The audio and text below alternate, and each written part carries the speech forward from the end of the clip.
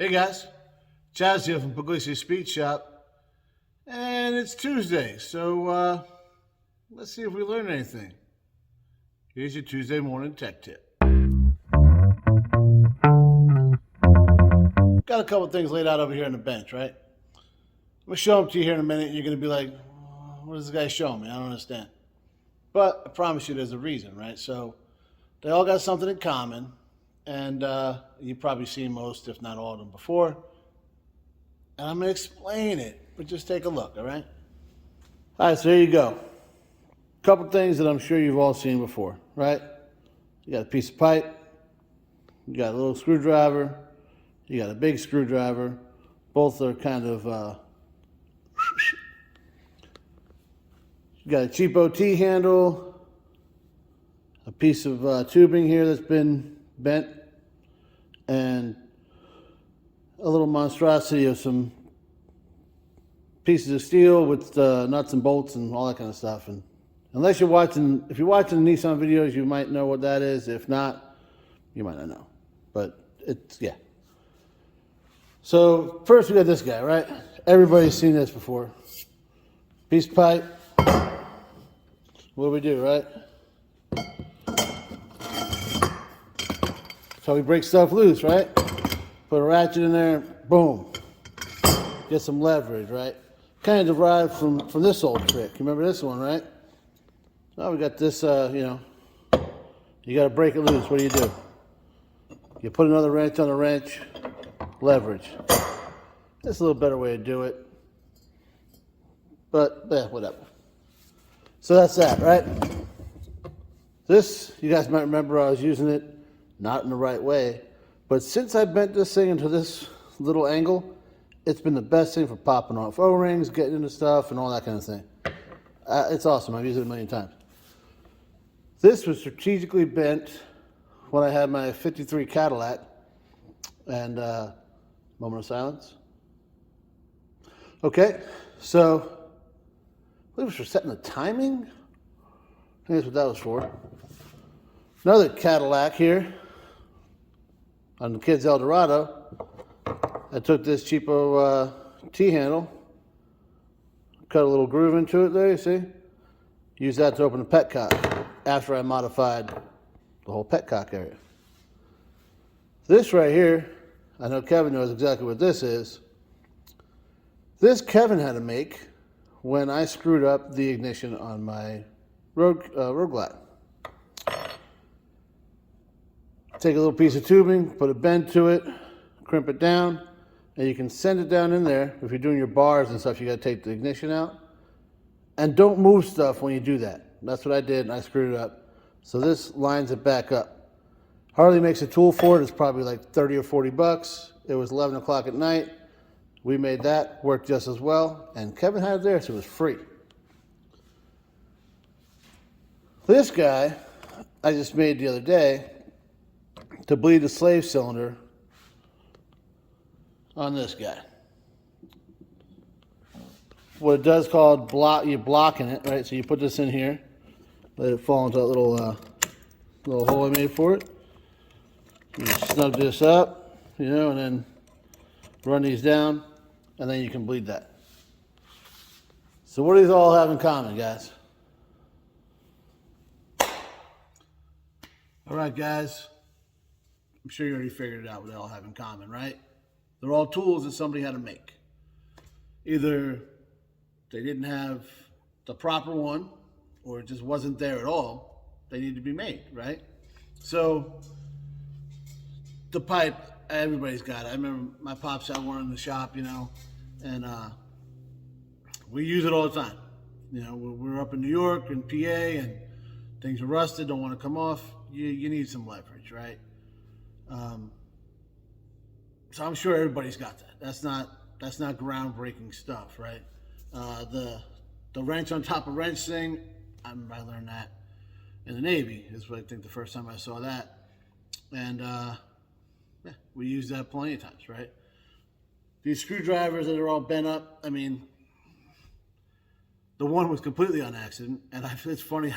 Since Megan had my pick set up at the house, I've been using that. I actually had the pick set back now, and I still been using that. That's just what I do. The other one that was purposely bent like that, I'll never get it straight again. So, and I've used it for other things, not just that caddy. This T-handle, I don't know how many times I'll use that again.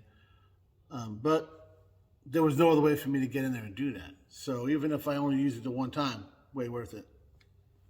Hopefully I only used the bent piece of tubing here once, but if I ever take that stuff apart again, there's a good chance I'm going to move it again, even though I told you guys not to. So, and the other one, for the Nissan here, this guy, it's I've seen things like this, right? That kind of sat like this and did for different cars, not for the Nissan, but for different ones. And I was looking for one for the Nissan, couldn't find it, so kind of just used the same idea and made it. And then I'm gonna go on a tangent for a second here. I tried to be nice, right? I put it up on one of the Facebook pages for Nissans, you know, and I'm gonna tell you right now, some of them guys are dicks. No other way to say it. Telling me, you don't know how to bleed it right. What are you doing? Or you can push it in by hand and just, you know, have somebody pump it. We tried that. One guy said, I don't even do that. I just put it in and just pump it until it's good. Well, then you still have air in your system. So whatever, dude. But, and they were carrying on like I was the dumbest thing ever. Well, I really don't know, whatever. It is what it is. But, the point there is just because it's something that works, and you guys see me do this, just because it works doesn't mean it's right, you know? So, I mean, even when I was in the Navy, aviation, we're rigging flight controls, right, if you can imagine. Oh, we just rig it back here. Well, now the book tells you to do it from here and kind of come back. Yeah, but you can do it right here. No, you're kind of just being lazy, and then eventually you're going to throw the rig out up there, right? It's like, same with this here. Okay, yeah, you can do it right there, but you're introducing air. So eventually it's going to be in the whole system. Why are we doing that, you know? Just do it right. So that's why I made that. We haven't used it on the truck yet, but tune in Friday, we are. So definitely want to do that. All these ideas are solid ideas that somebody's passed down. You know, I don't think I'm breaking any ground here, you know, but you never know, right? Sometimes it does happen. There's a tool, and it's probably the most amazing tool that I know of that was invented by a mechanic, and now it's huge. And there's some urban legend behind it too, so I'm sure. So Andrew will throw a picture of it right here. In the Navy, we call it a Mac tool. Probably because the first one we got was by Mac Tools, or I don't know. I think I've seen it called a Johnson's bar. It could just be a screw removal tool.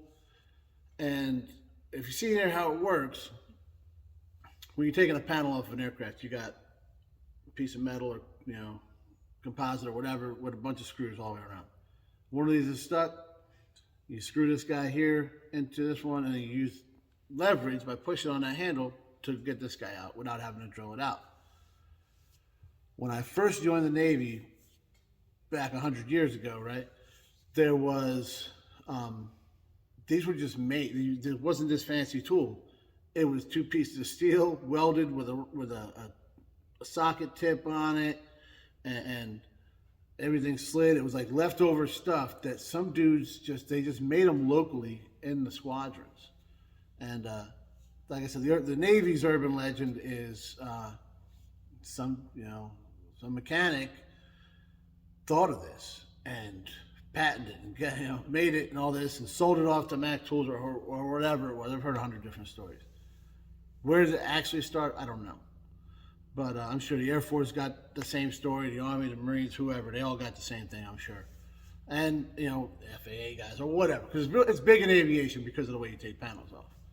But it was one of those things that somebody saw a problem, had a way to fix it, and just made something, you know, and then it progressed.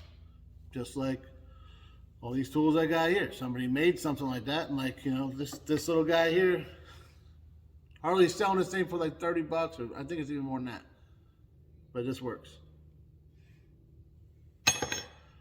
Point is, guys, if you come up with an idea, throw a little patent pending thing there or something like that, and even if you put it on the website or Facebook page or whatever, and dudes want to make fun of you for it, who cares?